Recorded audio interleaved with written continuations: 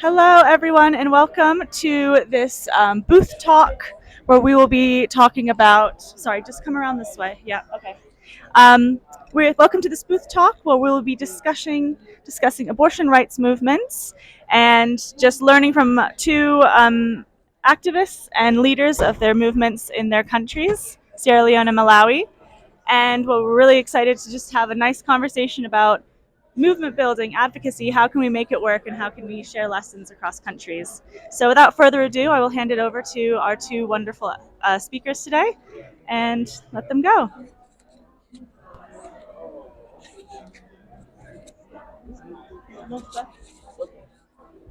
Hello, everyone. My name is Ibrahim Tommy. I am from Sierra Leone. I work for an organization called Center for Accountability and Rule of Law. We are part of a network called PAHA, People's Alliance for Reproductive Health Advocacy. So I come from a country where abortion is illegal, safe abortion is illegal, through a very old law that was passed way back in 1861. Unfortunately, in 2001, you would have thought that by 2001 we should be making progress. Another piece of legislation was passed that makes it unlawful to even advertise drugs or medical commodities that may be used to procure abortion. So it's a really tough context for women and girls. And what is bad about that is the fact that we think it is discrimination on many levels. First, in terms of access, the more, educated, wealthy women can procure it because they can afford to pay medical doctors. The poor women and girls cannot procure it. So what they end up doing is to resort to unsafe means of procuring abortion. Speaking of which, by 2017, we had one of the highest rates of maternal mortality, and mainly because of, unsafe abortion. Now, in addition to that, in terms of discrimination, we also think that is discriminatory against women because it is something that exclusively affects women. And unfortunately, I believe that a lot of countries have not made significant progress because it is something that affects only women. If unfortunately, I believe too, if it was something that affected both men and women, or in fact exclusively men, it's something that we would have dealt with long ago because men are disproportionately represented in politics, in power, and so it's discriminatory.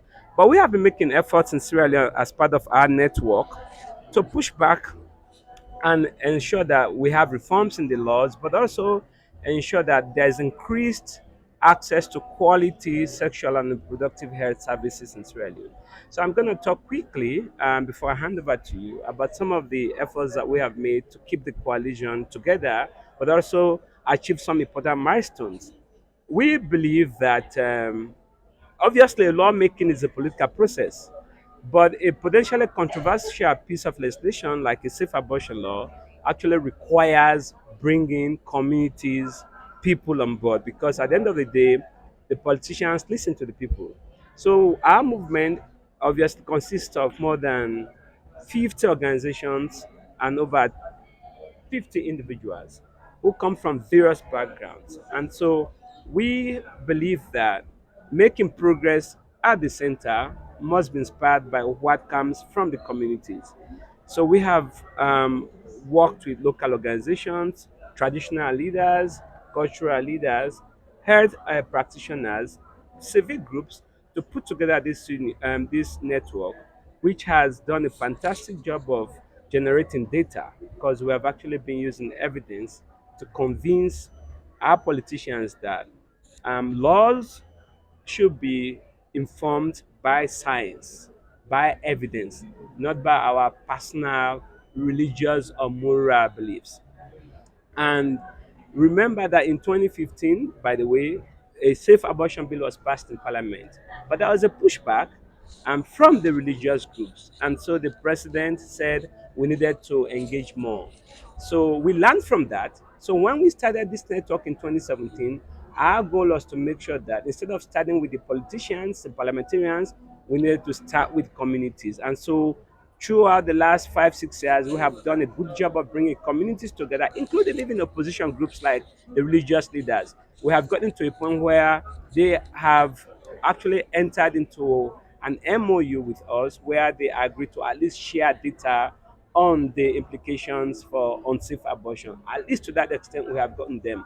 And we have been able to significantly minimize their opposition. Of course, you may still have a few conservatives, but we have found a way of working with media practitioners and other opinion leaders in our society to perhaps drum out their voices or to significantly reduce their influence in this conversation. Keeping the movement together is critical. You may not get all 50 organizations or 100 individuals to be equally committed, but at the end of the day, it's important to keep the core group, the leadership, to remain committed and interested in what we're doing. Because at the end of the day, you have to look at the potential benefits, the huge difference that such a law will make in the lives of women and girls, especially in our context where poverty and literacy levels are high and women and girls generally do not have, and I knew that disproportionately poorer than men, and they do not always have access to these services. So once we have the law, we hope we can begin to change that. And already we see some changes. We have seen significant changes since we started this advocacy, at least since we got the government to understand that there is need to use the science, to use the data to make policy. Because the government has made a shift in terms of its approach to this, we have seen significant decline in maternal mortality rate. By 2017, we were losing 1,120 women who are trying to give birth. When the data was collected in 2020, that number significantly reduced to 440. And that's because the government is providing now drugs and medical commodities to respond to complications arising from unsafe abortion. But in their health facilities too, no medical practitioner or health practitioner has been arrested over the last 3 or 4 years for basically terminating pregnancy. So there is a policy shift because we have led with knowledge, we have led with evidence and the perseverance, persistence.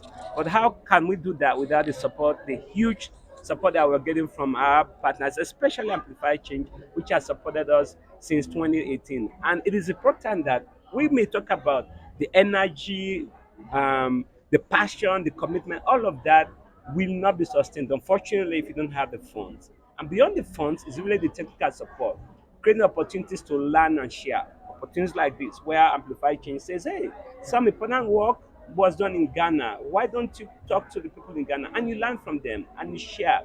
That has really helped a lot to inform the steps that we have made and the progress we are seeing. So fast forward, now we have a bill that has been approved, and that's really important to remember.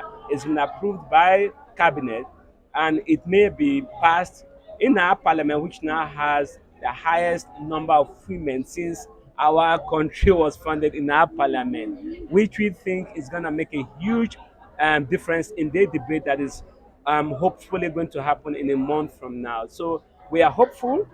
It's not been an easy road.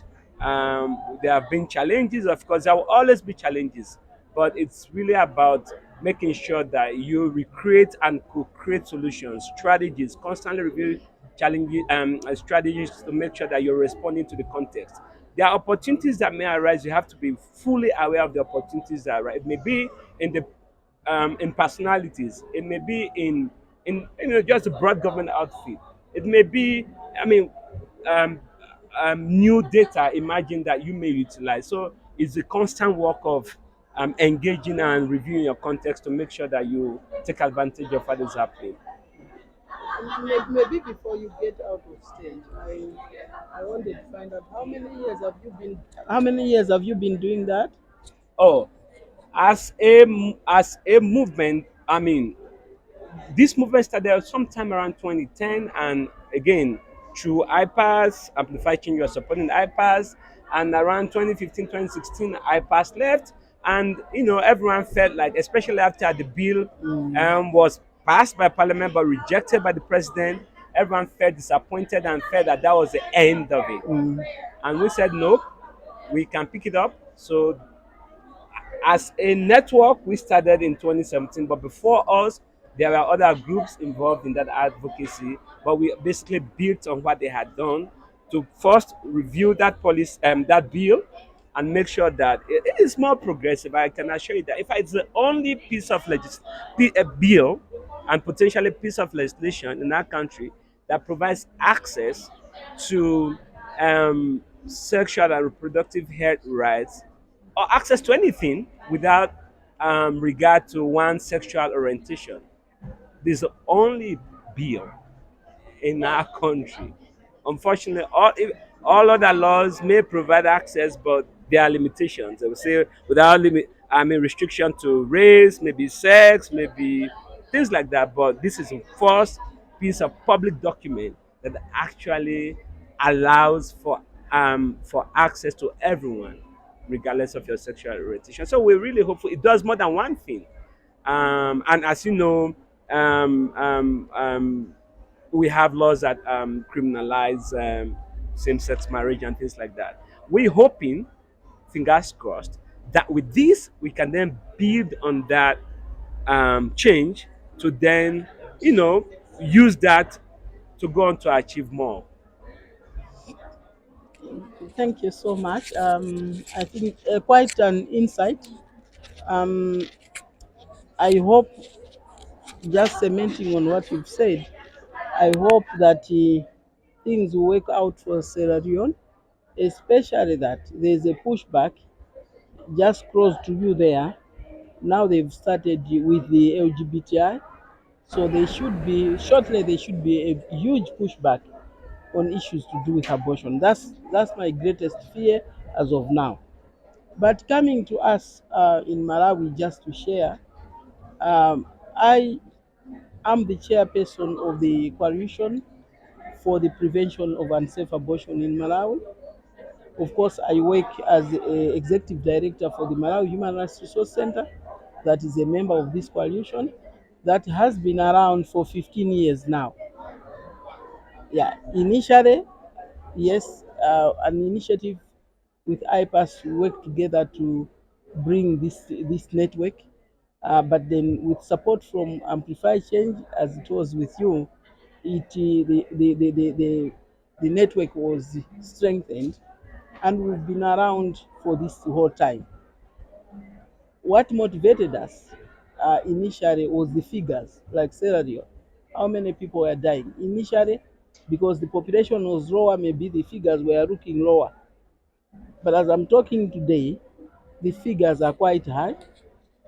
We're talking of the Gatmacha, report of 2015 that was showing that those that procure abortion are 170,000 people in a year. So you can already see that's a huge figure.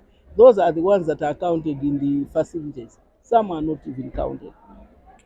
And when you talk about the maternal mortality, it contributes to 18% of maternal mortality, the issues to do with unsafe abortion in Malawi. And this really motivated all of us that we need to do something about this. So then, as we were coming together, we were mindful that it cannot just be work of civil society as civil society. So we have health professionals, practitioners, we have a committee of their own, we have a committee of the youth. We realize that if we are to change things, the youth have to be very vigilant, because the language that we are talking today, the youth are not going to allow this to continue. This rhetoric language, the youth are not going to continue listening to rhetoric. The youth are going to move even faster than we have been moving before.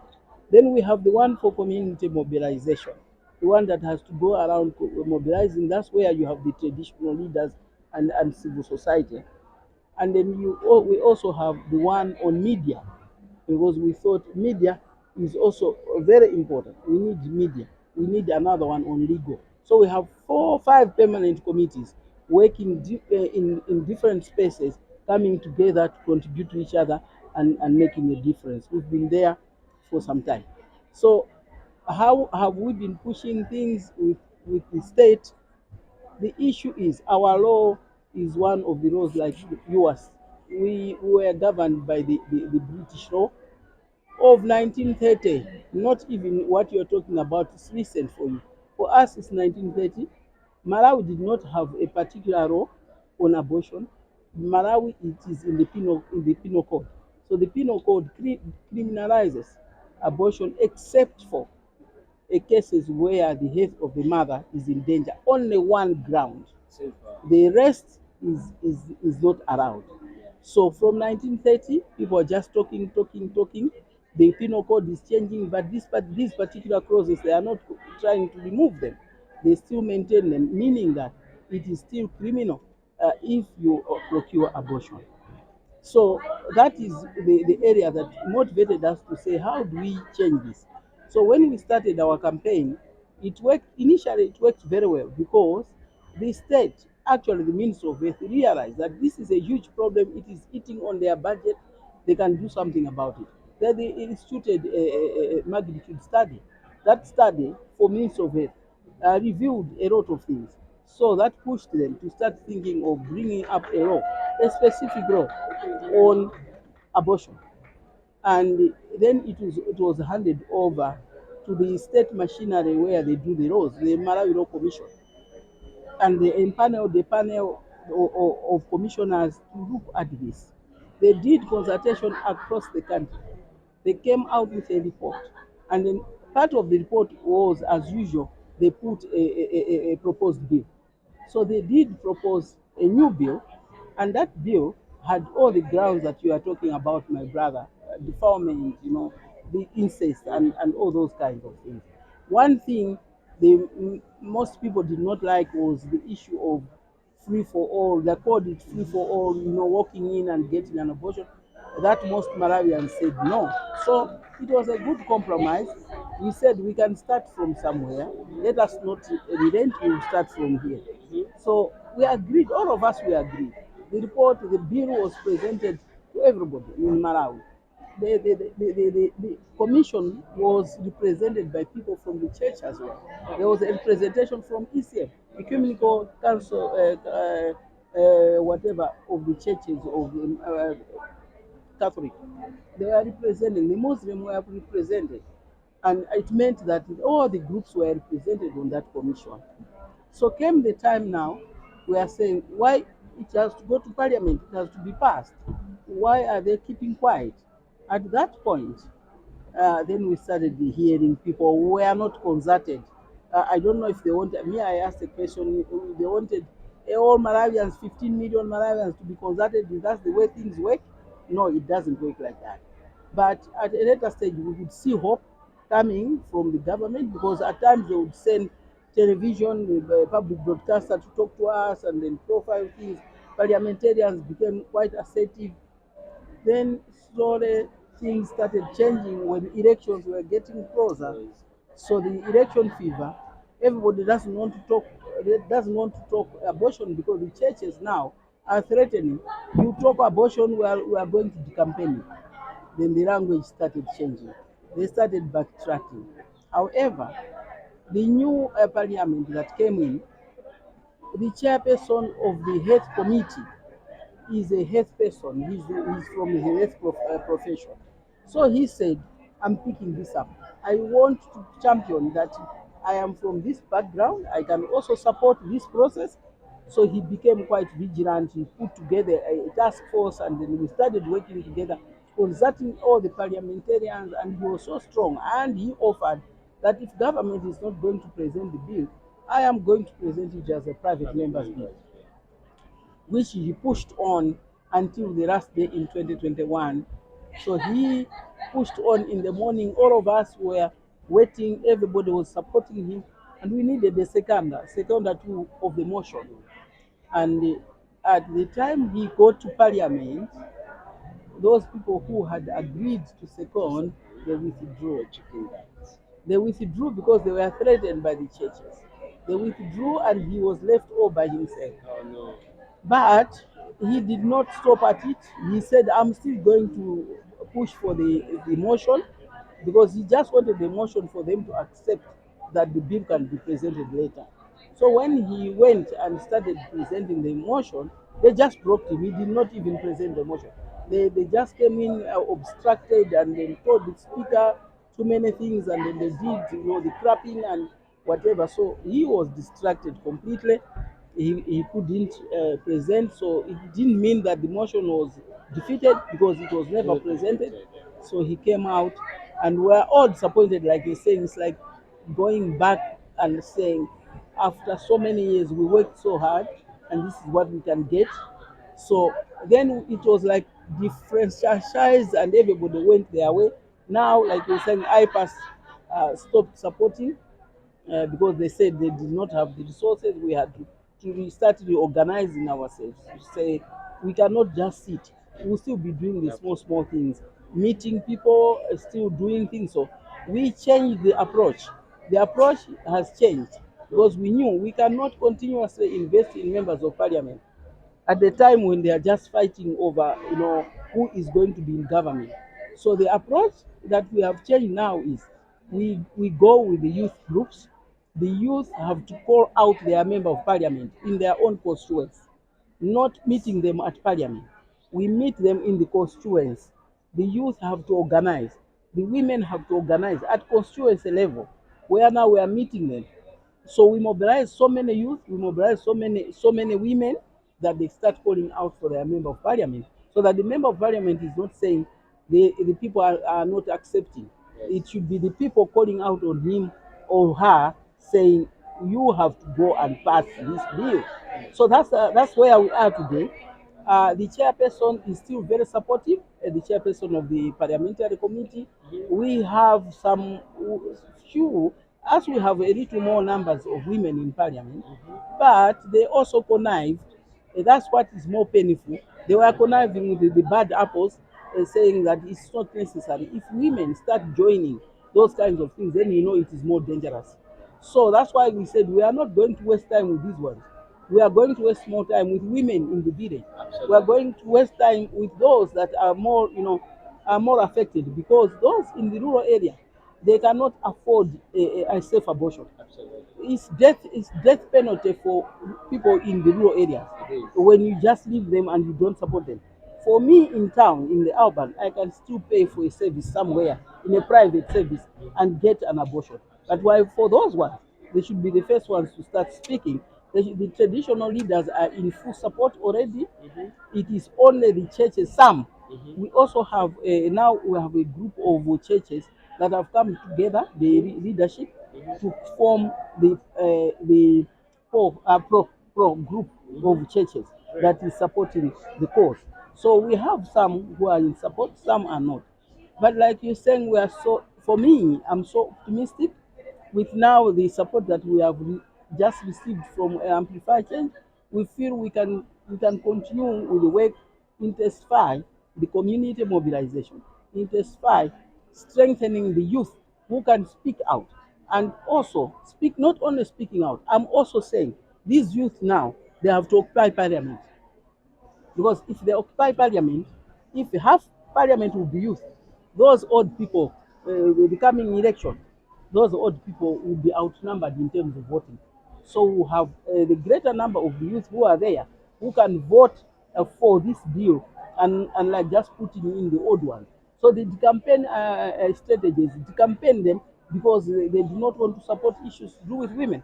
So if you go to policy, I start asking questions. If I had an opportunity to speak more there, I was going to speak about it. Is now 29 years of RCPD, 29 years, 28 years of Beijing, and now we are getting to 20 years of Maputo Protocol. Eh? We have all these documents and CEDAW the other time, so many years. At the Article 14, for me, it came as a replica of the sub-articles in the ICPD 94, because the ICPD is very clear. If you have countries that are pushing us back to before 1994, I get angry, because we passed that level. If you are hearing countries now, like in Africa, we have 44 countries today that have ratified the protocol. 44. What is their problem if they can ratify and do not domesticate?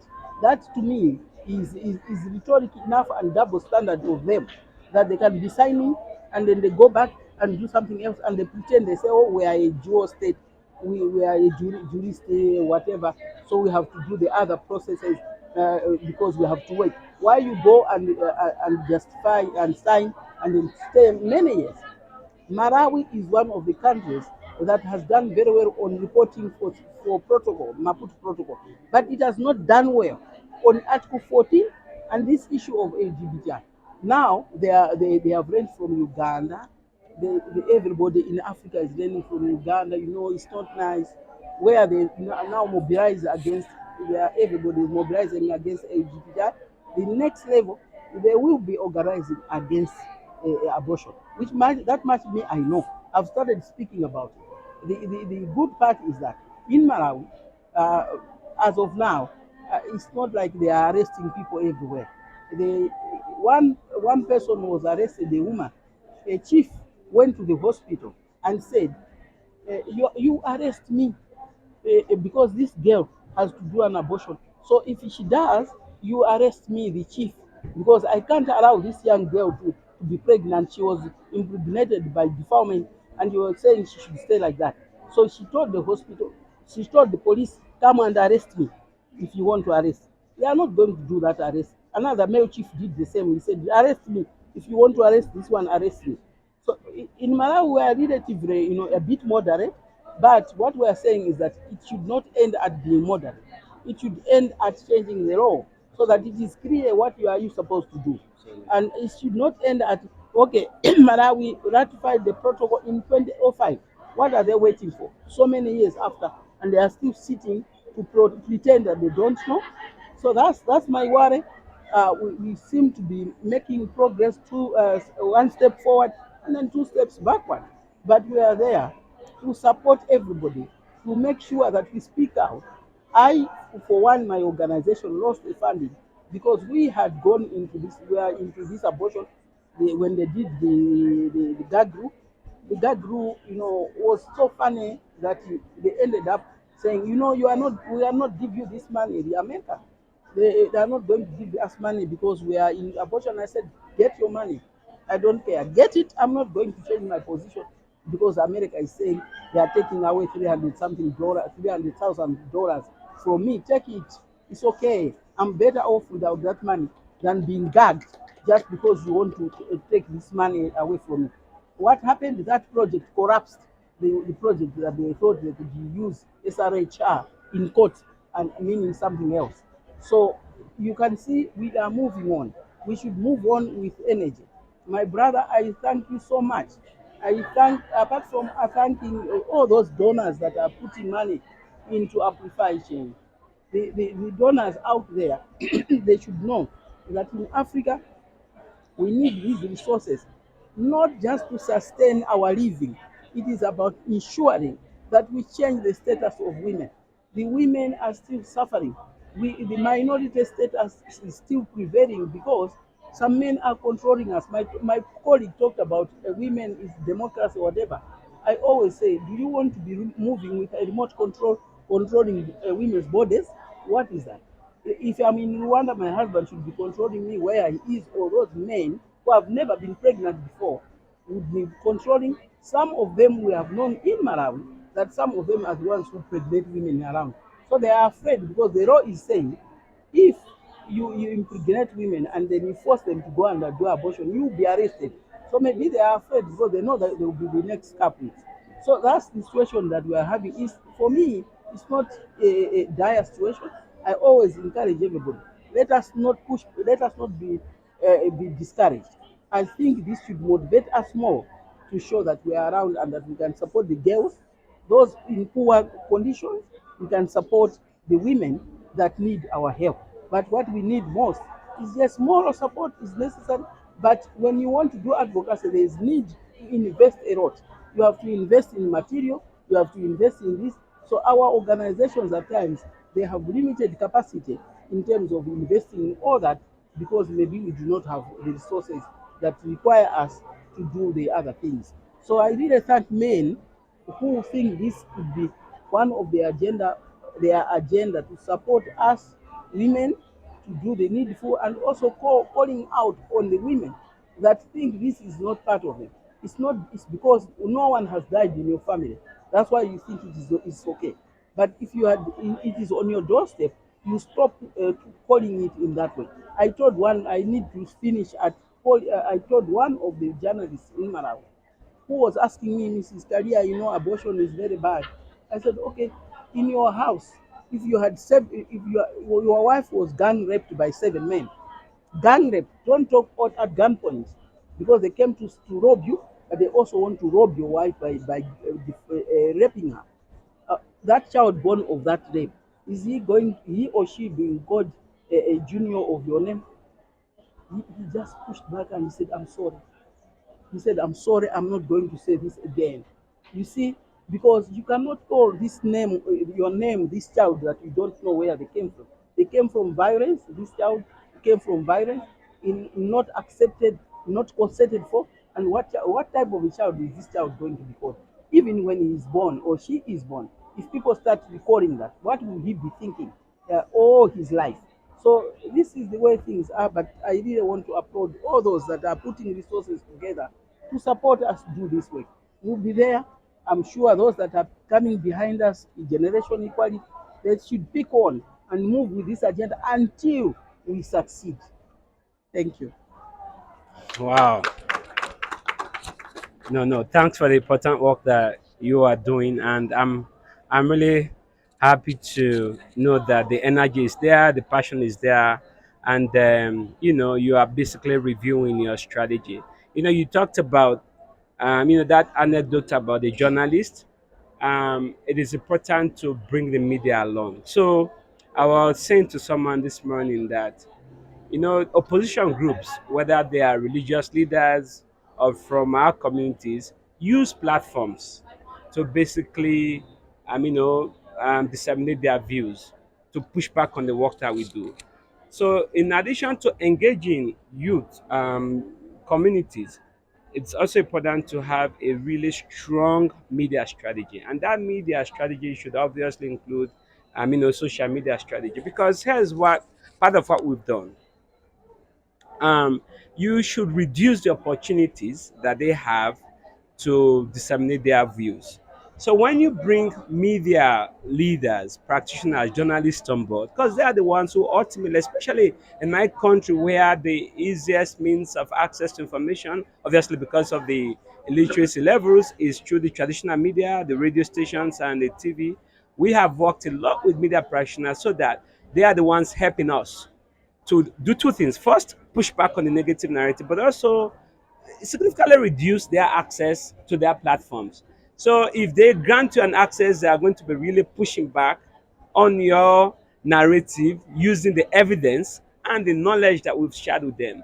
So when politicians say, oh, the people are opposed to this, or when religious leaders say the people are opposed to this, make sure that you get everyday people. So your youth groups or community actors, make sure that you also give them access to media, whilst at the same time ensuring that to the extent possible, the media practitioners are not only limiting the amount of time that these opposition groups have, but when they do get onto their platform, they have the knowledge and data to push back on them. I was saying to someone, for example, dealing with conservative religious leaders, you know what we did? We realized sometime last year that there was a couple of vocal religious leaders, conservative Christian leaders. So we did a quick survey. We went to over 3 weeks. We'll assign 3 or 4 guys who will just interact with members of their congregation to just, ask about their views on right to safe abortion. And the result was that at least 70% of their congregation said yes, we think it's a right, and if I had cause to do it, such as some of the circumstances you talked about, yes, I'll do it without even thinking back. We use that data to say, listen, you have lost your congregation, you do not speak for your congregation, they think differently than what you do. So increasingly you are basically emboldening the politicians. So by the way, most politicians will tell you, oh, we do this, we lose elections. How do you then embolden them? How do you get them to understand that no, you are not alone? Because there are many progressive politicians, to be honest, but they feel that it's such a controversial issue, and it is one, especially where the religious leaders are leading. In my country, at least, 99% of Sierra Leoneans claim to be either Muslim or Christian, right? And so if the politicians feel like, oh, the religious leaders are opposed, and how do they know that they are opposed to you? They are not. They don't know that because they are preaching this on their pulpit. They are using the media, traditional social media, to hear their views. So you get opinion leaders in social media, media owners, everyday reporter or journalists, get them to be part of that coalition. So in our coalition, we have done a lot of training for these people and we keep them informed and engaged about what we're doing. Any new piece of information that comes our way, we share. And so by the time the religious leader comes to the radio station or TV station to talk about stuff, they confront them with the data that we've shared with them. They say, listen, this is what is happening. And we have made, I mean, so there is obviously the ideological argument to be made. Um, but it's not a democracy that allows, I mean, free participation of all is a great one. It's an ideological thing, right to safe abortion is ideological. But there's actually a practical thing. The science of it is that we are losing lives. And when we talk to the government, we tell them if you have taken an oath as president or even as ministers to protect lives and property, and you're losing lives, you're losing lives. This we're not just coming to this from an ideological point of view. There are practical reasons. Their rights to be protected by all means, and I come from that background. But you talk about human lives, your own data. And by the way, if your government produces data on, for example, maternal mortality linked to unsafe abortion, use that data to challenge the government. And sometimes, I mean, when you do that, you can elevate the debate and perhaps isolate those opposition groups to the extent that you can.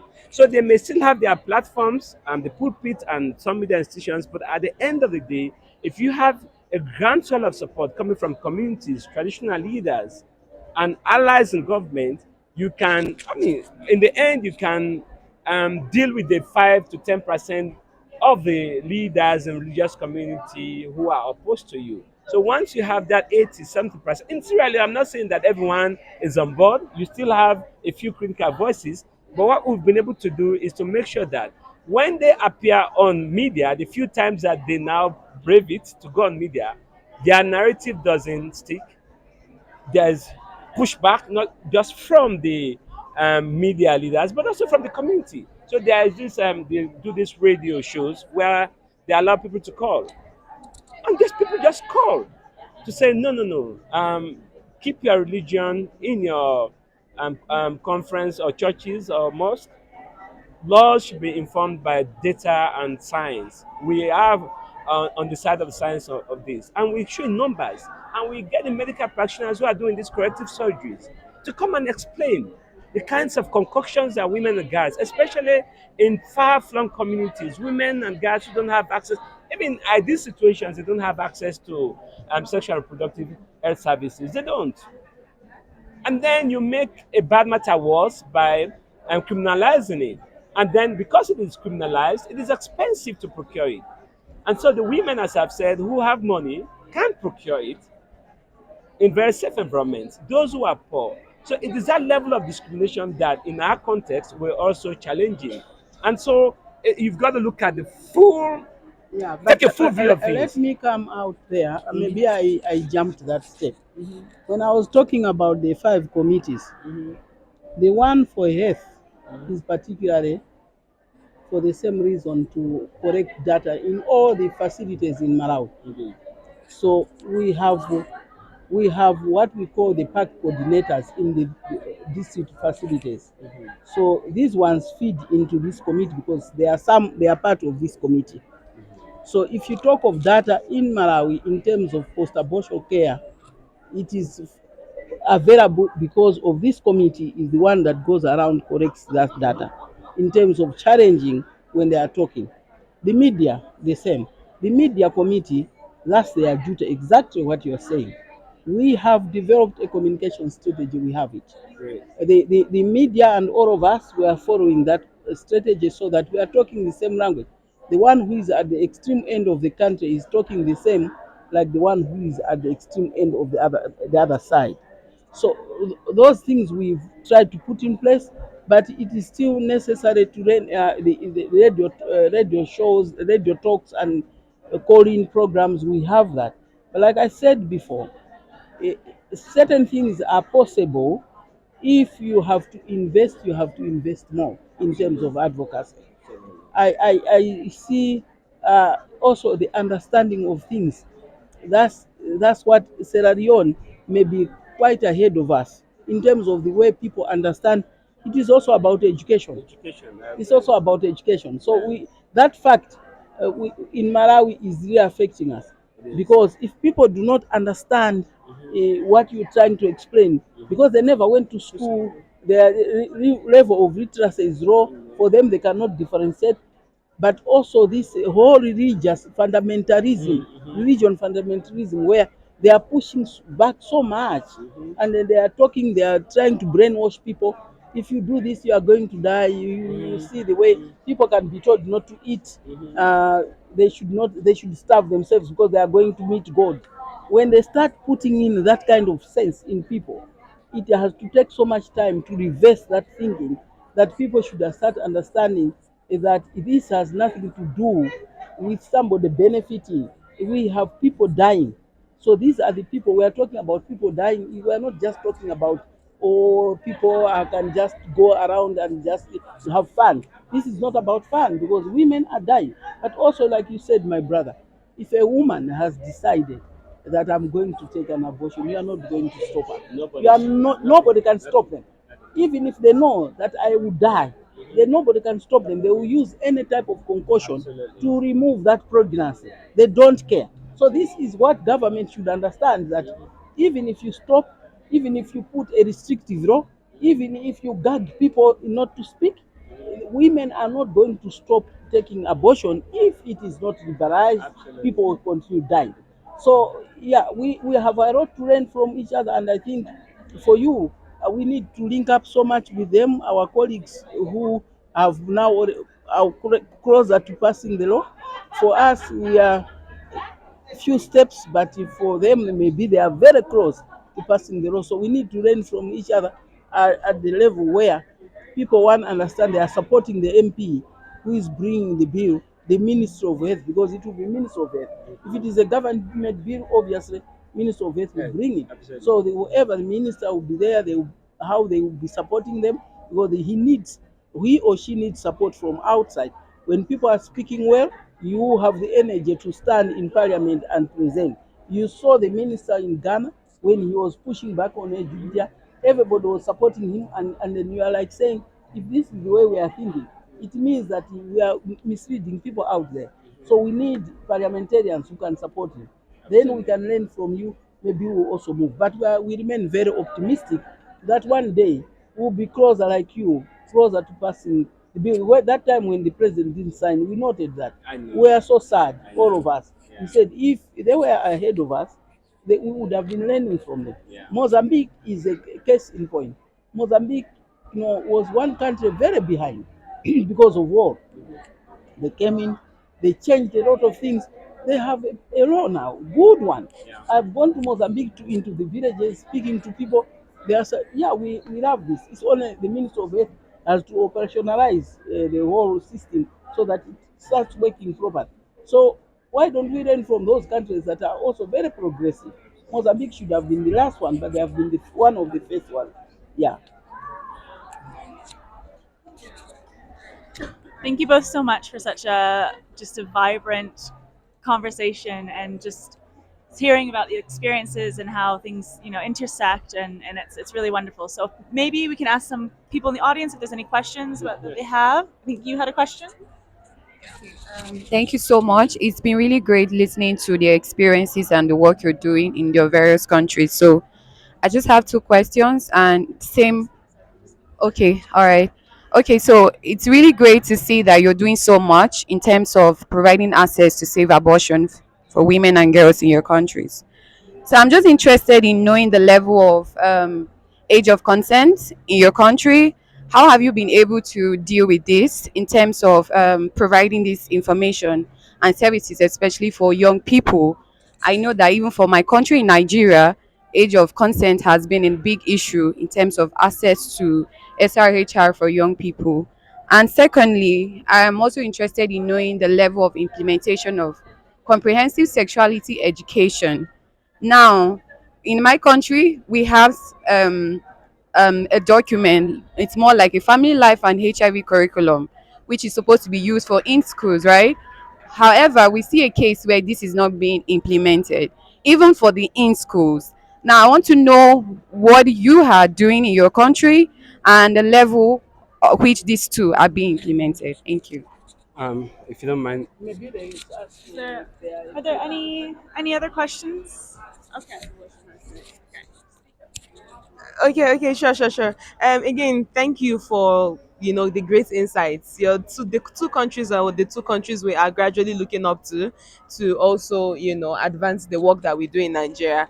But then I think another major challenge we're having is with the Nigerian Medical Association back home, because already it's in their law, or it's in their yes, their oaths, that based on the laws that we have, they cannot provide the service. So I want to know, in your country, the medical association, the bill and the changes that are being made, is it also um affecting their own law, because they have a rule book of their own? So are we seeing the change at their own level? Are they also reaffirming to provide these services even though the bills have been passed? Because for us in Nigeria, the bill can be passed, but they have their own association. Once the association says we are not changing this, it's almost like there is a law, but the medical practitioners still have power of their own. So how are you influencing the change at the medical association level? Yeah, you can start. so on the issue of age of consent, there is no policy, as you can imagine. As a matter of fact, it is illegal unless where the life of the mother is at risk. So generally, there is no policy. But what practitioners or service providers generally do is to make sure that minors sign, guardians, parents of minors sign informed consent. And if obviously even you, the adult, you have to do an informed consent. But generally, our laws provide that age of consent for things like that should be 18, right? But there is no policy, of course, there is no law on that. But what they do is to make sure that you sign a form relating giving you an informed consent. And if you're a man, of course, your guardian or a responsible adult does that for you. In terms of comprehensive sexuality education, the good news is that we just passed a new education act in 2022, which now provides, makes comprehensive sexuality education mandatory, right? But as with many good laws, indeed, as in your own case, implementation is key. And so, part of what we are going to be doing once this bill is passed into law is to make sure that we develop a strategy. Hopefully, we'll have the money to develop a strategy to monitor implementation, not just of the safe abortion law, but also of the provisions in the Education Act that provides for comprehensive sexuality education in our schools, right? We used to have that in our curriculum in, in the 70s, 80s, and I think early 90s or mid 90s. It was basically removed from the school curriculum. So we've had a whole generation or even more that didn't have access to that. And you add the fact that these conversations are not had at home. A lot of homes talk about education. Literacy level is very high in my country, and most parents do not have such conversations at home. Kids get to learn by themselves from their peers, and sometimes the hard way. That is part of the problem. So we are really happy that it is now going to be part of the school curriculum, and we'll be monitoring that and making sure that there's a strategy to fully implement that. Um, on the issue of the position of the Medical and Dental Association, the coalition that we've put together, which is now led by the Ministry of Health, interestingly, includes all of these actors. So, in fact, the bill has been revised several times with the support of the Medical and Dental Association. They are a huge supporter of this movement. The number of times, even in 2015, when we went to parliament and needed to convince parliamentarians, we had doctors who were working for the government, working for Maristopes International, basically coming to address parliamentarians about the evidence, their own lived experiences, what they see every day in their health clinic. So the good thing is that again they are fully on board and their support has been huge. Having said that, and there is some anecdotal evidence that some medical practitioners, for very personal, religious or moral reasons, refuse to, terminate pregnancies or do the procedure for abortion. But we haven't done any study to know the number or percentage, but largely as an association, they support our cause and they have been a great part of it. So there's a way to perhaps in your case to isolate the position of the association, right? And perhaps work with progressives in that community and get their voice, amplify their voices. I'm sure there are medical practitioners, health practitioners who, despite their code or rules, will support or has been support of your agenda. So get them, give them the platform to talk about why they support it and what they are seeing, and perhaps even work with them to change such a policy by the association. That's what I would recommend. Thank you.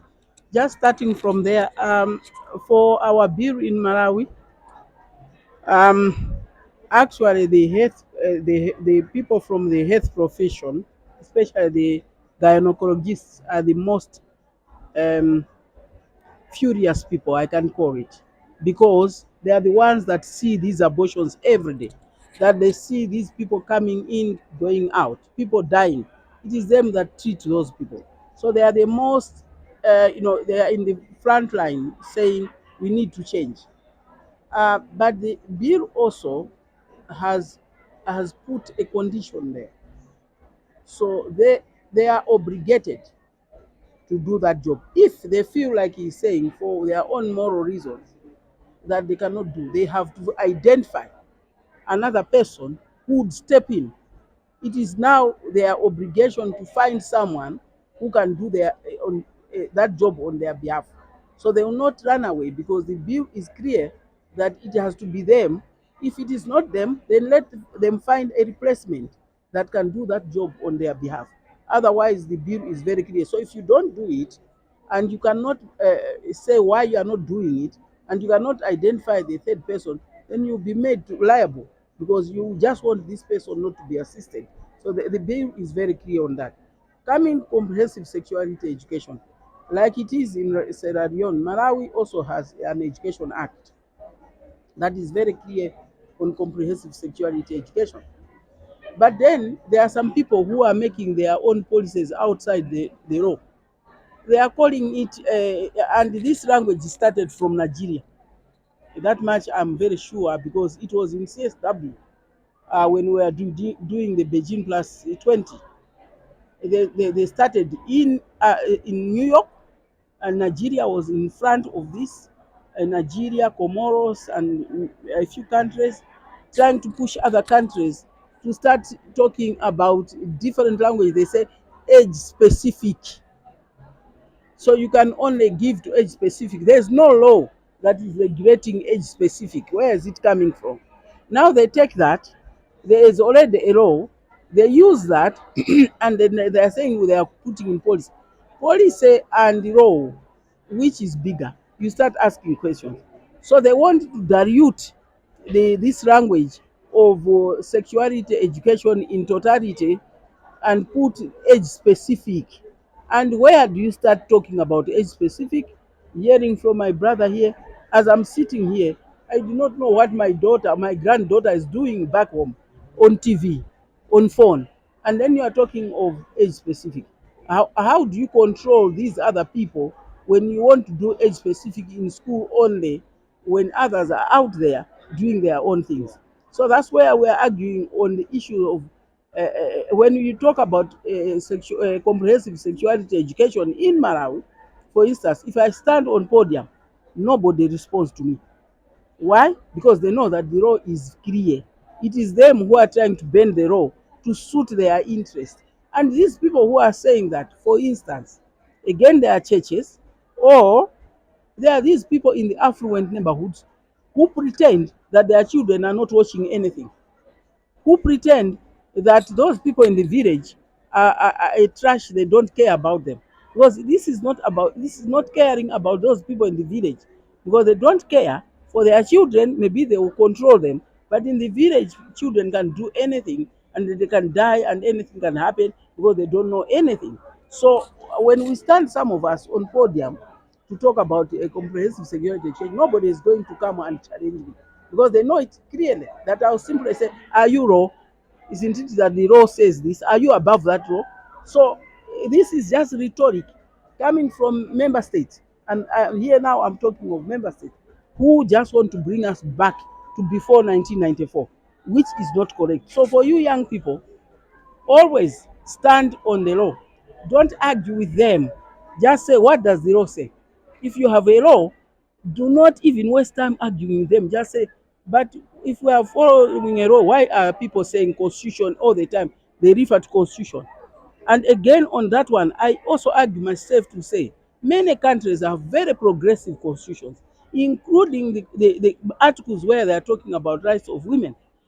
When it is they are breaking all those articles in the constitution, they don't call a constitutional crisis.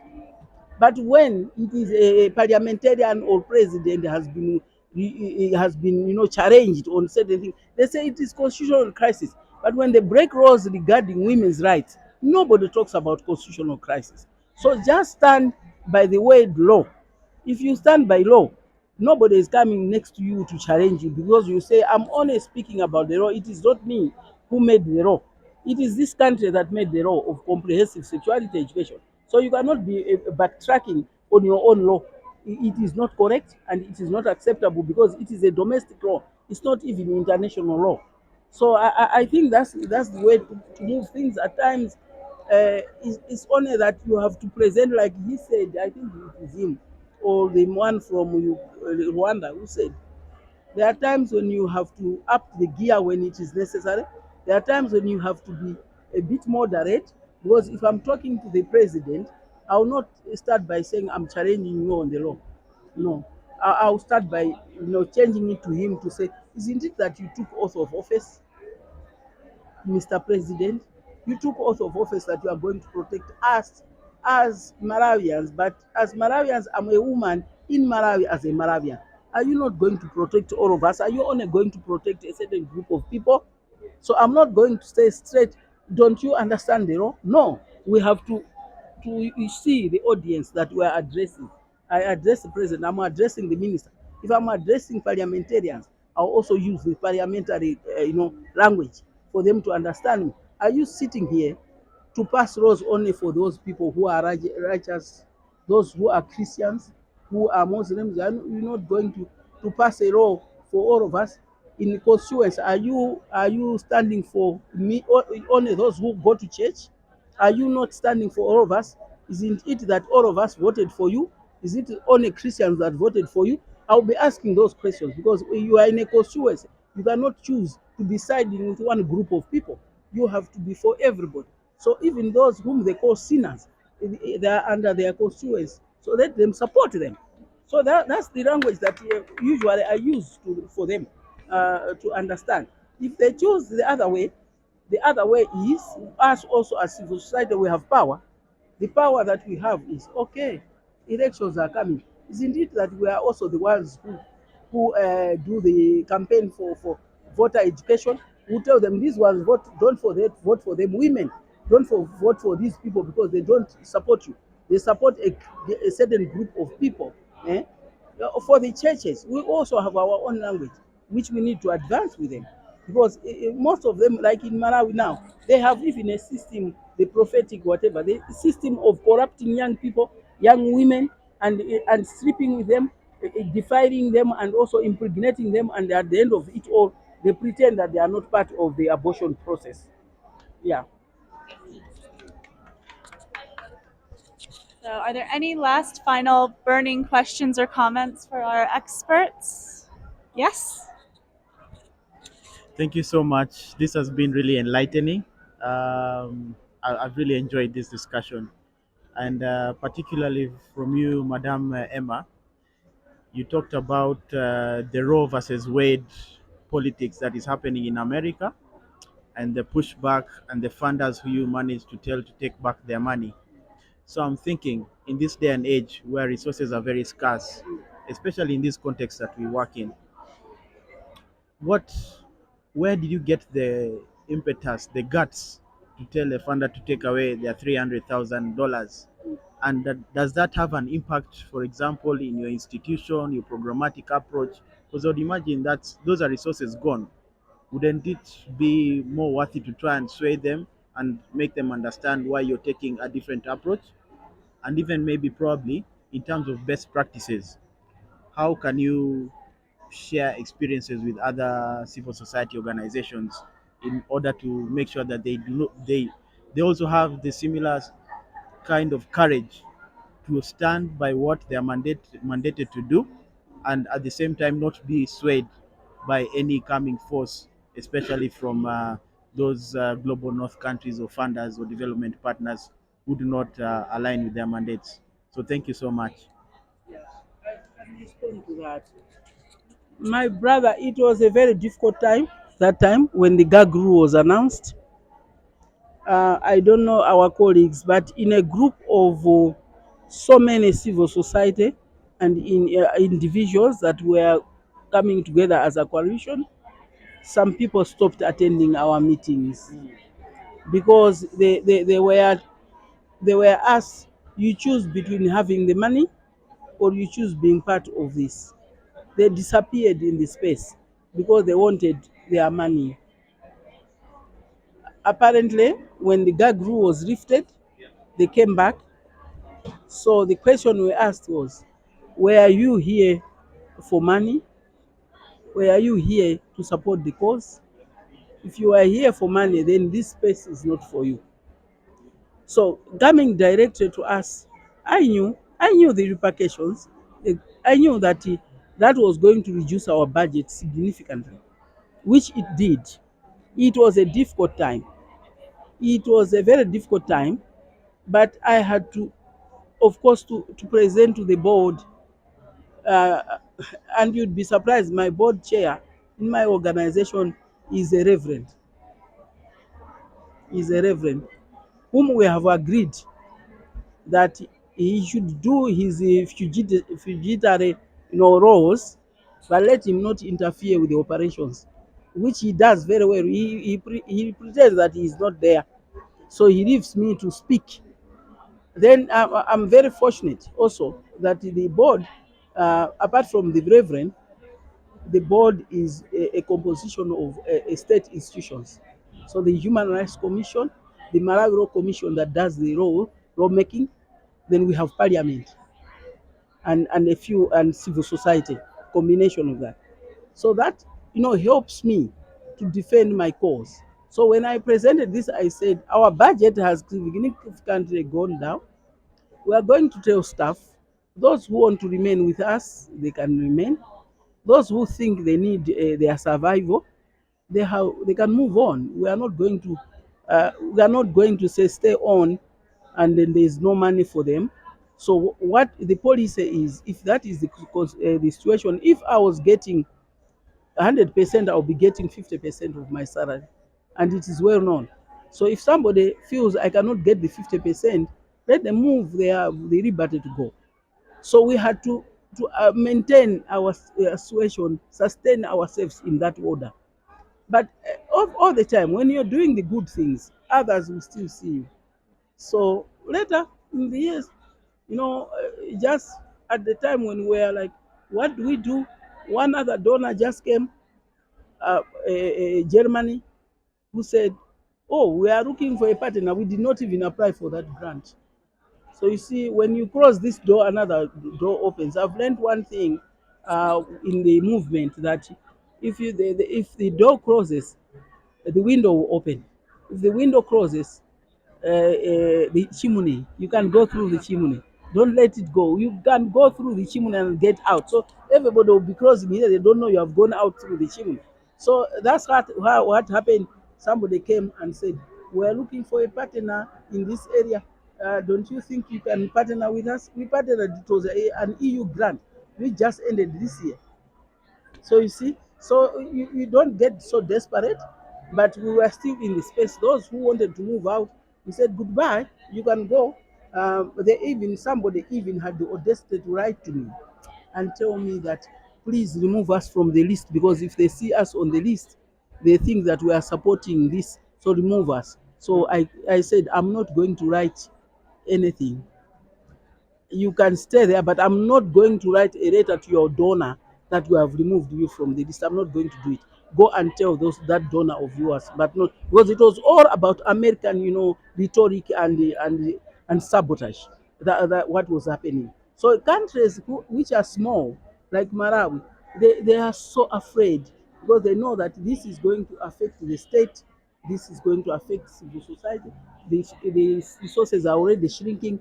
If we reduce by this amount, things are not going to work for us. So yes, they are afraid, but I don't think I am get afraid with those things. I would rather live very minimal, but I'm just doing the correct things in terms of my conscience. Yeah. Yes, thank you so much to both Ibrahim and Emma for talking about their work and their experiences in abortion advocacy and movement building in Sierra Leone and Malawi. It's been really, really interesting, and thank you so much. And thanks to everyone here who joined and asked such wonderful questions as well. So, yes, thank you. And yeah, enjoy the rest of your day. Woo!